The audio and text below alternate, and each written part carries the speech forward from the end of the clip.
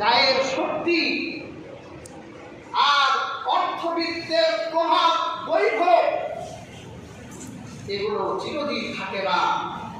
নদীতে যে নদীতে জোয়ার আসে সেই নদীতে যেমন ভাটা পড়ে যায়, তোমার গায়ে একদিন হয়তো জোয়ারের মতো শক্তি এসেছিল, জোয়ারের মতো অর্থবিত্ত সম্পত্তি ক্ষমতা বৈভব এসেছিল, আবার দেখবে একদিন এই অর্থবিত্ত আর শক্তির ভাটা লেগে গেছে। কাজেই জুলুমের মতো এই মহা অন্যায় থেকে আমাদের ফিরে আসতে হবে।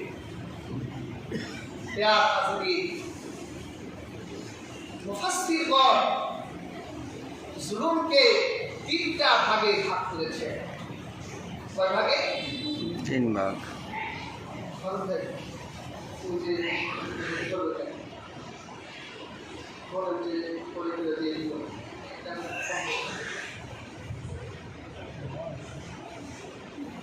হাজরিন, জুলুম হলো 3 ধরনের। কয় ধরনের জুলুম? 3। একটা হলো আয-যুলমু ফি হাক্কিল্লাহ, আল্লাহর হকের জালেম। আমার আল্লাহর হকের সাথে জুলুম করে এক শ্রেণীর জালেমরা। বেয়ার হাজরিন, আমার আল্লাহর হক কি? আজকের এই আলোচিত আয়াতটি এই জন্য তেলাওয়াত করেছি। আল্লাহ পাক যে কোরআন কারিমে বলেছেন, ইয়া আইয়ুহাল্লাযীনা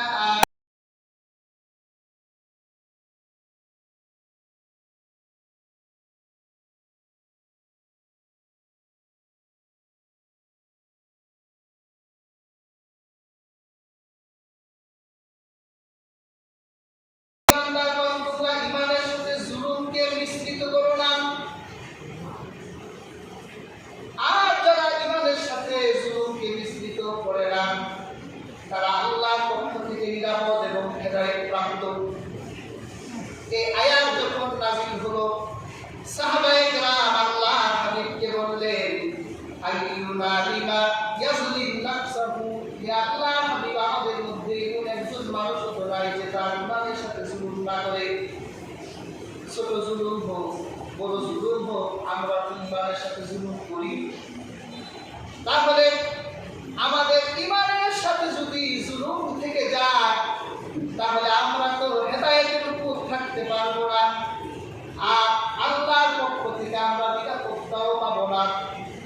আল্লাহ হাবিব ব্যাখ্যা করলেন, আল্লাহ হাবিব বলল, ঈমানের সাথে যে জুলুমকে আল্লাহ পাক মিশ্রিত করতে না করেছেন সেটা হলো শিরক। আল্লাহ হাবিব উদাহরণ দিলে হযরত লুকমান তার পুত্রকে যে নসিহা করেছিলেন, তোমরা কি সেই নসিহা শুননি? হযরত লুকমান তার ছেলেকে বলেছিলেন, ইয়া বুনাইয়া লা তুশরিক বিল্লাহ ইন্নাশ শিরকা লাযুলমুন আযীম। ছেলেকে হযরত লুকমান তার সামনে বসিয়ে নতুন কথা শিখেছে, বালেগ হয়ে গেছে, সত্য মিথ্যার জ্ঞান সন্তানের আপন ধরতে পারে। সন্তানকে কাছে বসিয়ে আল্লাহর পরিচয় ছেলের সামনে তুলে ধরছে। হযরত লুকমান প্রথম কথাটাই বলল, যে আমার কলিজার টুকরা, আল্লাহর সাথে শরীক করো না, শরীক সবচেয়ে বড় জুলুম। তার মানে পৃথিবীতে যারা আল্লাহকে ছাড়া অন্য কাউকে ইলাহ হিসেবে, রব হিসেবে, প্রতিপালক হিসেবে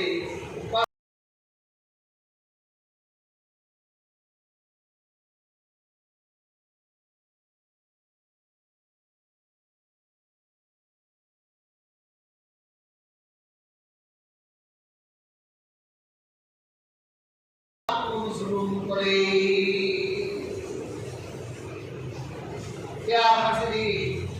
আল্লাহর সাথে জুলুম করা যাবে না। হয়তো প্রকৃতি পূজারী, দেবদেবী পূজারীরা কাফের, কিন্তু আমরা মুসলমানরাও কিন্তু এই প্রকৃতি পূজারীদের মতো অনেক ধ্যান ধারণায় আমরা আমাদের হৃদয়ের সাথে লালন করি। আজকে 2 ঘন্টা আগের ঘটনা। এক মহিলাকে একটা কাজের কথা বলা হলো। ওই মহিলা বলে যে কাজ করবো, ওইটা বিয়ে বাড়ি না মরা বাড়ি। তো মহিলা বলতো মরা বাড়ি হলে কাজ করবো না, কারণ আমার নিষেধ আছে। এই যে তার ইমানের সাথে এই কথা মিশ্রিত হয়ে গেলে কি বলে, এটা আল্লাহর সাথে জুলুম হয় না? অথচ আপনি কোরআনে তাকান, আল্লাহ পাকের সাথে জুলুম করেছে এরকম জালেম, আল্লাহ কোরআনে তাদের দৃষ্টান্ত রেখেছেন। আবার আমার আল্লাহর সাথে জুলুম করতে বাধ্য করেছে, করে নাই, জীবন দিয়েছে, এইরকম দৃষ্টান্ত আল্লাহ কোরআনে রেখেছেন। এইরকম একজন জালেমের নাম ফেরাউন। ফেরাউন এমন এক জালেম ছিলেন, তার প্রভুত্ব, তার রাজত্ব প্রতিষ্ঠার জন্য হাজার হাজার শিশুকে হত্যা করেছে, হাজার হাজার গর্ভবতী নারী হত্যা করেছে।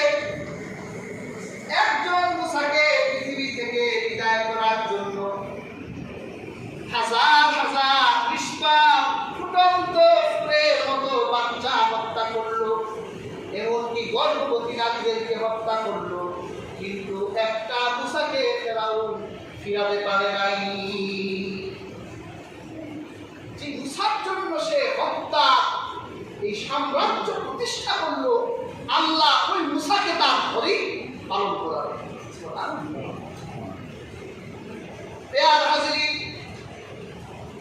অর্থ আর বিত্ত যখন ফেরাউনের অভাব করিল না, আরামায়েশের অভাব নাই, হামান বলে তোমার তো কোনো কিছুর অভাব নাই, তাহলে তুমি নিজেকে একটু খোদা দাবি করো, এটাই তোমার অভাব। দেখবে যারা নেতা হয়, নেতারা তাদের মন মানসিকতা একবারে খারাপ হয় না, নষ্ট করে সামসারা, ওরা বুদ্ধি দেয়। হামান বললো তোমার তো কিছুই অভাব নাই, তুমি একটু আল্লাহ হতে পারো না, একটু নিজে একটু খোদা দাবি করো। খোদা দাবি করলো, আনা রব্বুকুমুল আ'লা, আমি সবচেয়ে বড় খোদা। নাউযুবিল্লাহ, খালি খোদা না, আমি সবচেয়ে বড় খোদা। মানুষকে বাধ্য করতে লাগলে, এইভাবে দিনের পর দিন মানুষের উপর অন্যায় নির্যাতন বাড়াতে লাগবে। হঠাৎ করে খবর পেল ফেরাউন যে সে যার সাথে ঘুমাসে সে নাকি ফেরাউনের খোদা মানে না, আল্লাহকে খোদা মানে।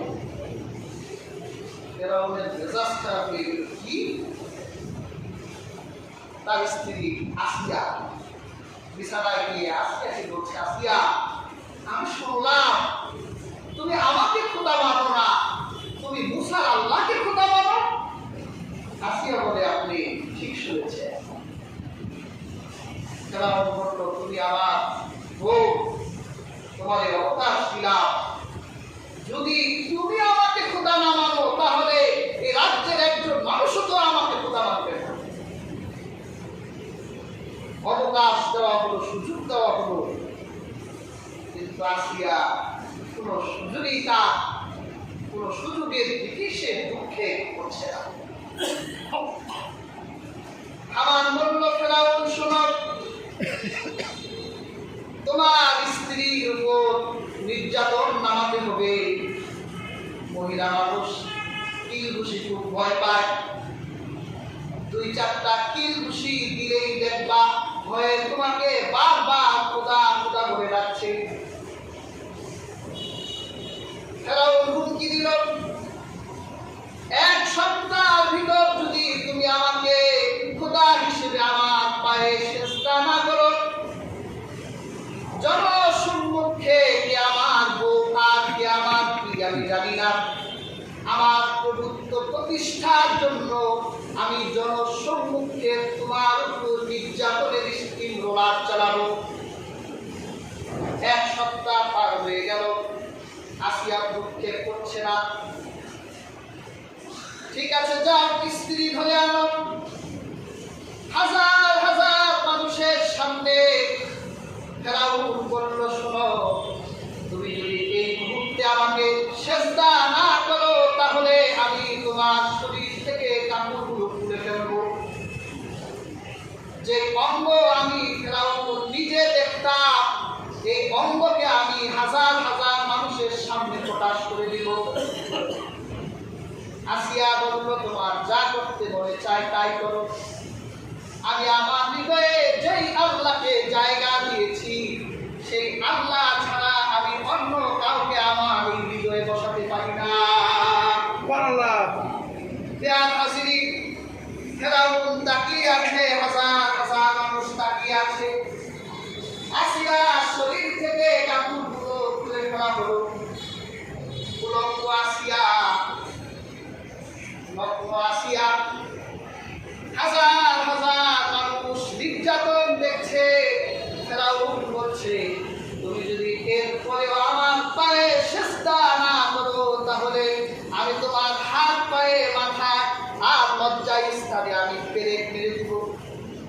কাঠের সাথে তার হাত পা গুলো বেঁধে, তার হাত পা তার কপালে তার লজ্জা স্থানে পেরেক মেরে দেওয়া হলো।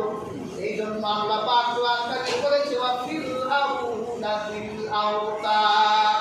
এই ফেরাউন তো পেরেক করা ফেরাউন, এই ফেরাউন তো জালিম ফেরাউন, যে তার প্রভুত্ব, যে তার রাজত্ব প্রতিষ্ঠার জন্য হাজার হাজার শিশু হত্যা করলো। তার প্রভুত্ব যখন, তার খাহেজ যখন মিটল না, সে হাজার হাজার গর্ভবতী নারীকে হত্যা করলো, তার খাহেজ মিটল না।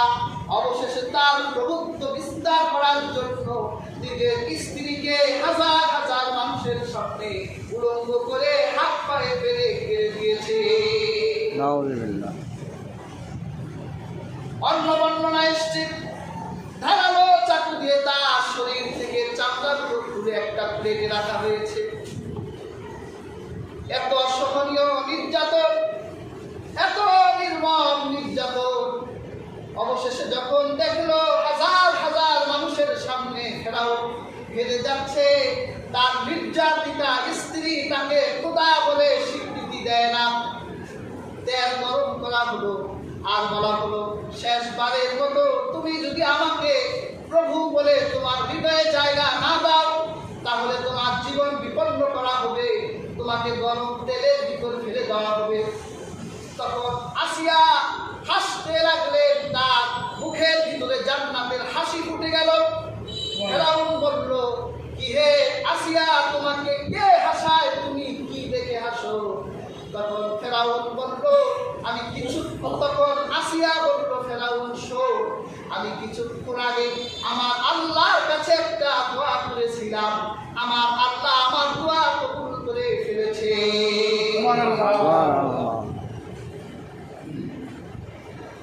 ফেরাউন বলল, কি দোয়া করেছিস? আসিয়া বলে, আমার আল্লাহকে ডেকে দোয়া করলাম, রব্বি বিনি ইনদাকা বাইতান ফিল জান্নাতি ওয়া নাজ্জিনি মিন ফিরআউন ওয়া নাজ্জিনি মিনাল কওমিদ যালিমিন।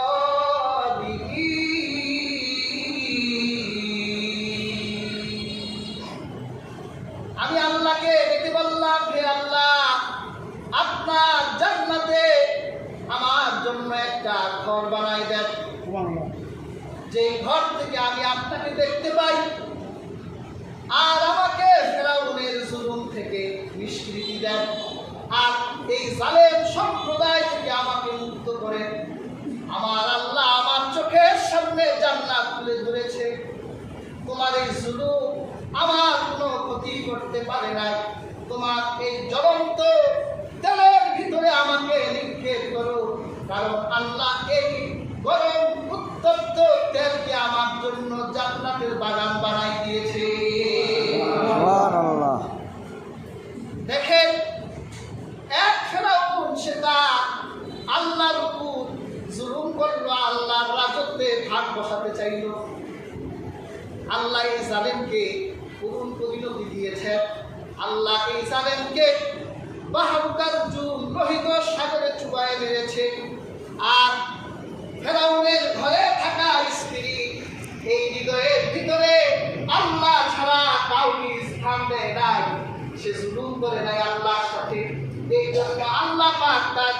ইন্তেকালের আগেই তার জন্য জান্নাত দেখাই দিলেন। সেই জন্য হাজিরিন, আমরা জুলুমের যে ক্লাসিফিকেশন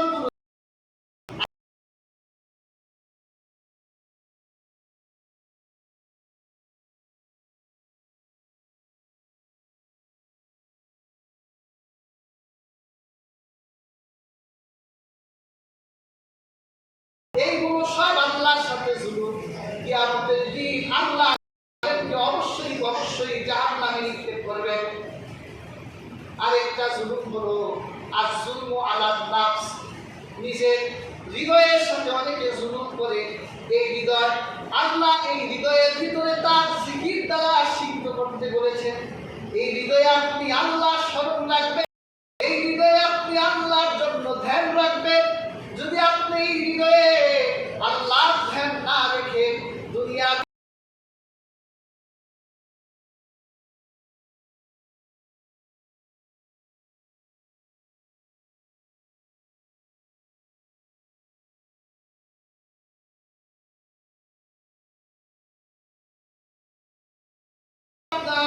সংশোধন থাকে, আপনি সংশোধন মানুষ হবেন। আর এই হৃদয় যদি নাপাক হয় তাহলে আপনি খারাপ মানুষ হবে।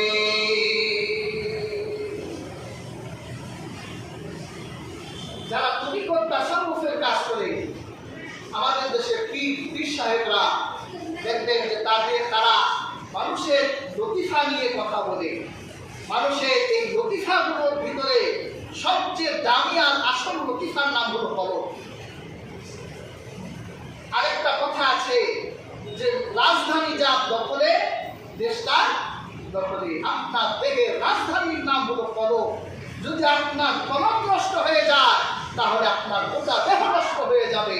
আর আপনার কলম ভালো থাকলে আপনি গোটা মানুষটাই ভালো হবে। সুবহানাল্লাহ। তাহলে কলমে কে থাকবে? আল্লাহ স্মরণ থাকবে, কলবে আল্লাহ ধ্যান থাকবে, কলবে আমার আল্লাহ চিন্তা থাকবে। তাহলে আপনি জালেম হবেন না, নিজের উপর জুলুম করবেন না। প্রিয় হাজিরিন, তৃতীয় যে জুলমের ক্লাসিফিকেশন সেটা হলো জুলমু ফি হাক্কিল ইবাদ, মানুষের সাথে জুলুম করা। প্রিয় হাজিরিন, এই পৃথিবীতে মানুষের সাথে জুলুম কিন্তু দিন দিন বেড়েই চলছে। মানুষের উপর মানুষের প্রভাব বিস্তার দিন দিন বেড়েই চলছে। হাজিরিন, মনে রাখবেন আল্লাহর হাবিব রাসূল আরবি সাল্লাল্লাহু আলাইহি ওয়াসাল্লাম বলেছেন, যদি এই পৃথিবীর কেউ কারো উপর জুলুম করে, প্রভাব বিস্তার করে, তার কিয়ামতের দিন এই জুলুম করার কারণে ওই জালেমের জীবনের সবগুলো নেকি মজলুমকে দিয়ে দেওয়া হবে। যদি জালেমের আমলনামায় কোনো নেক না থাকে তাহলে মজলুমের গুনাহকে জালেমের আমলনামায় দিয়ে দেওয়া হবে। আল্লাহ হাবিব বলেন সুন্নাতুলিহা ফিন্নার, এরপর সেই জালেমকে আল্লাহ পাক জাহান্নামে নিক্ষেপ করবে। মানুষকে গালি দেন, এটা জুলুম, কারণ ওই মানুষ আপনাকে গালি দিতে পারলো না। একটা মানুষকে আপনার ক্ষমতা আছে ঠাকুর দিলেন, ওই মানুষটা আপনাকে ঠাকুর দিতে পারলো না, মাথা নিচু করে চলে গেল। আল্লাহর হাবিব সাবধান করেছে, ইত্তাকি দাওয়াতাল মাসলুম, সাবধান, মজলুমের বদদুয়া থেকে বেঁচে থাকো। ফাইন্নাল্লাহা বাইনাহা ওয়া বাইনাল হিজাব, কারণ মজলুমের সাথে আমার আল্লাহ মাঝখানে কোনো হিজাব থাকে না, কোনো পর্দা থাকে না।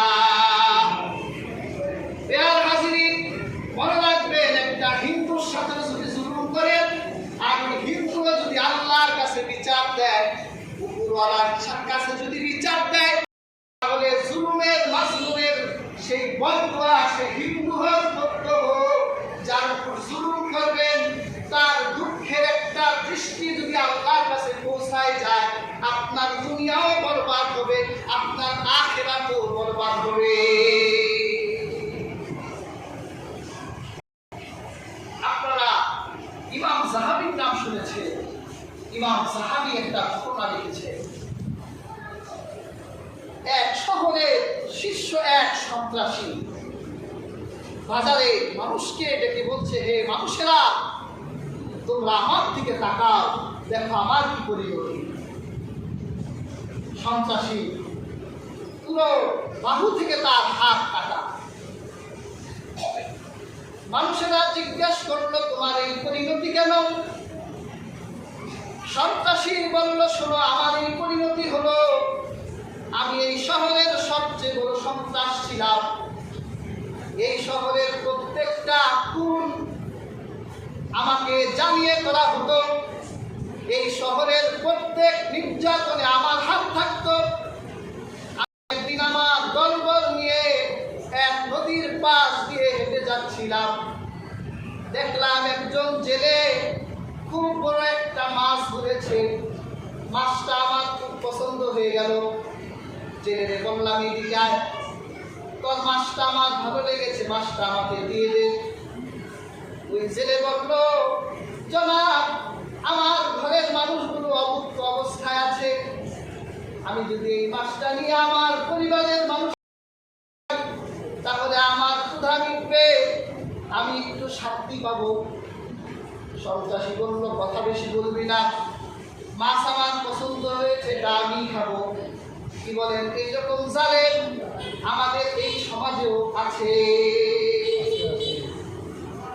একটা ঘর চার টুকরা হয়েছে, তার মুরগিতে 4টা 8টা ডিম দিয়েছে, বিক্রি করার জন্য বাজারে দিকে চার টুকরাটা দে, কয়টা দে, যা টাকা জীবনে লাড্ডুর মতো ঘুরায়, কিন্তু টাকা দিতে চায়। কি বলেন, এই লোকটা কষ্ট কি আমার আল্লাহর আদালতে যাবে না? কষ্ট যাবে, এটা জুলুম। মাছটা নিয়ে ওই সন্ত্রাস বাড়ির দিকে যাচ্ছে। মাছটা তার আঙ্গুলে একটা কামড় বসাই দিয়েছে। ইমাম সাহাবী লিখছে, এমন যন্ত্রণা শুরু হলো আঙ্গুলে, যন্ত্রণা জ্বালায় আর বাঁচে না। অবশেষে ডক্টর শরণাপন্ন হলো। ডক্টর বলল, বিষক্রিয়া দেখা দিয়েছে, যদি আপনি আঙুল কেটে না ফেলেন তাহলে এই বিষ আপনার হাতে ঢুকে যেতে পারে। সন্ত্রাস বলল, দ্রুত আমার আঙ্গুল কাটে। আঙ্গুলগুলো কেটে দেওয়া হলো। অপারেশন করে বাড়িতে হঠাৎ করে তার কবজির ভিতরে আবার বিষক্রিয়া, যন্ত্রণার বাঁচা যায় না, দৌড়ে আবার ডাক্তারের কাছে। ভালো লাগে না, কবজির ভিতর যন্ত্রণা। ডাক্তার বলল, আপনার কবজির ভিতরে বিষক্রিয়া, কবজি কেটে ফেলতে হবে। আমার কবজি তাড়াতাড়ি কেটে ফেলেন, যন্ত্রণার জ্বালায় আর বাঁচি না। কবজি কেটে ফেলা হলো। আবার কিছুদিন পর তার গোটা হাতের ভিতরে যন্ত্রণা। ডাক্তার বলল, হাত কাটতে হবে আপনার। হাত কেটে দেওয়া হলো। ডাক্তার বলল, আপনার মতো এইরকম রুগী আমি কোনোদিন দেখি নাই। আপনার যে এই সমস্যা, হয়তো আপনার জীবনে কোনো অন্যায় আছে। আপনার অন্যায়, এমন কোন অন্যায়ের কথা মনে করলে আমাকে বলেন। তখন ওই সন্ত্রাসী বলল, শেষে আমি এমন একটা অন্যায় করেছিলাম যে অন্যায়ের কথা আমার মনে পড়ছে। কোন অন্যায় করেছেন? একজন জেলে, তিনি খুব গরিব মানুষ ছিলেন। তিনি নদীতে বড় একটা মাছ পেয়েছিলেন, তার পরিবারের মানুষ নিয়ে সে মাছটা খাবে। কিন্তু আমার তো ক্ষমতা অনেক, আমার তো দাপট অনেক, আমি তার উপর প্রভাব বিস্তার করে মাছটাকে তার কাছ থেকে ছিনাই নিয়েছিলাম। আর সেই মাছটা আমাকে একটা কামড় দেওয়ার পর থেকেই আমার হাতের ভিতরে আমি বিষক্রিয়া দেখতে পাচ্ছি।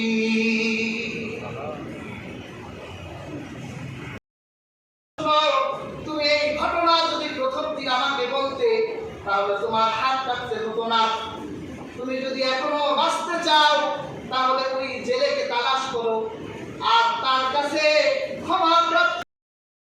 সন্ত্রাস আর এক মুহূর্ত দেরি করলো না, ওই জেলেকে খুঁজতে লাগলেন। খুঁজতে খুঁজতে পেয়ে গেলেন তার পা যদি আপনি আমাকে ক্ষমা না করেন তাহলে আমি ধ্বংস হয়ে যাব, আপনি আমাকে মাফ করে দেন। ওই জেলে বলল, তোমারে চিনলাম না, আমাকে চিনেন নাই, আমি হলাম ওই সন্ত্রাস যে আপনার কাছ থেকে একটা মাছ ছিনাই নিয়েছিলাম। ওই জেলে বলল, তোমার এই করুণ অবস্থা দেখে আমার কোনো দয়া হলো, যাও মাফ করে দিলাম। মাফ পাওয়ার পর ওই সন্ত্রাস বলল, আপনি আল্লাহর কাছে আমার বিরুদ্ধে কি দোয়া করেছিলেন আপনি কি আমাকে বলবেন?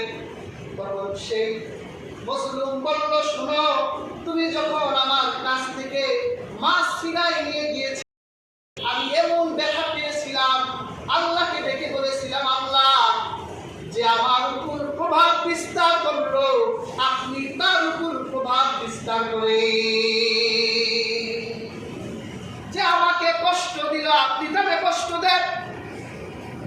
ওই সন্ত্রাস বলল, আমার আল্লাহকে কেউ পরাজিত করতে পারে না, আমার আল্লাহ হলেন মহিয়ান।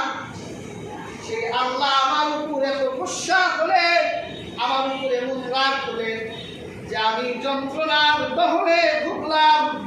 আর যদি তুমি আমাকে মন থেকে মাফ করে দাও তাহলে শুনে রাখো, আমি আজ থেকে কোনো মানুষের সাথে জুলুম করব না। এই ঘটনাটা ইমাম সাহাবী তার কিতাবে এনেছেন। আর হাজরিন, আল্লাহ কোরআনে এইরকম মানুষকে অন্যায়ভাবে নির্যাতনের হাজার দৃষ্টান্ত আল্লাহ কোরআনে রেখে দিয়েছেন। আজকে এই পৃথিবীতে যত বড় বড় অপরাধ হয়, এই অপরাধের ভিতরে সবচেয়ে বেশি অপরাধ হয় জুলুমের অপরাধ। আজকে ক্ষমতা থাকার কারণে আজকে মানুষের সাথে চোখ লাগাতে সময় লাগে না, এমনকি নিজের মতার পথের বাহিরে গেলে মানুষকে পাখির মতো হত্যা করতেও হৃদয়ে কাঁপে না। অথচ আল্লাহ একজন মানুষের দাম এত করে দিয়েছেন। আল্লাহ বলেছেন, যদি কোনো মানুষকে অন্যায়ভাবে হত্যা করে সে যেন গোটা আল্লাহর মাখলুককেই হত্যা করলো। আর যে একজন মানুষকে রক্ষা করলো সে যেন গোটা মানব সম্প্রদায়কে রক্ষা করলো। আজকে জুলুমের জালিমের সাহস এত বেড়ে গেছে যে মানুষ হত্যা করতেও তাদের হৃদয় রাখে না। কাজেই হাজিরিন, জালিমের জুলুমকে থমকে দেওয়ার জন্য আল্লাহ জলাস্থল থেকে মানুষের জন্য তসবিহ দানার মতো বিতর্কিত থাকে। আমরা আল্লাহর কাছে মাফ চাইব। ক্ষমতা থাকলে ক্ষমতা দেখানো যাবে না, টাকা থাকলেই বিত্ত বৈভবের দম্ভ দেখানো যাবে না।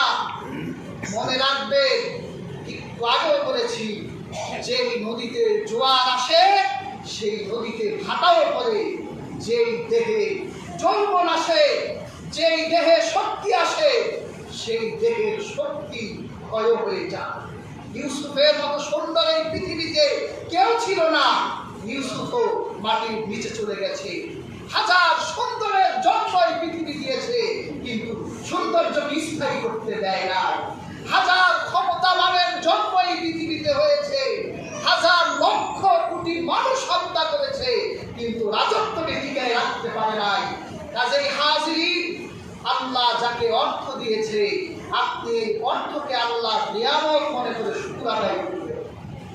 এই অর্থের শুকরিয়া করে আপনি যদি দুনিয়ার জীবন যাপন করতে পারেন, আপনি দুনিয়ায় ধনী, আল্লাহ আখিরাতেও আপনাকে ধনী বানাই দিবেন।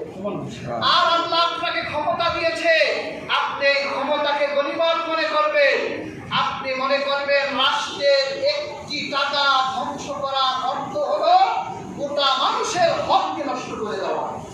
যদি আপনি আপনার ক্ষমতাকে আপনি আল্লাহর নিয়ামত মনে করে আপনি গ্রহণ করে, আপনাকে আল্লাহ দুনিয়ার ক্ষমতা দিবে, আখিরাতেও ক্ষমতা দিবে। আর যদি ক্ষমতার অপব্যবহার হয় তাহলে ফেরাউন, নমরুদ, হামানরা যেই পথে চলেছে সেই পথেই হবে জালিমদের পথ। আল্লাহ সুবহানাহু ওয়া তাআলা আমাদের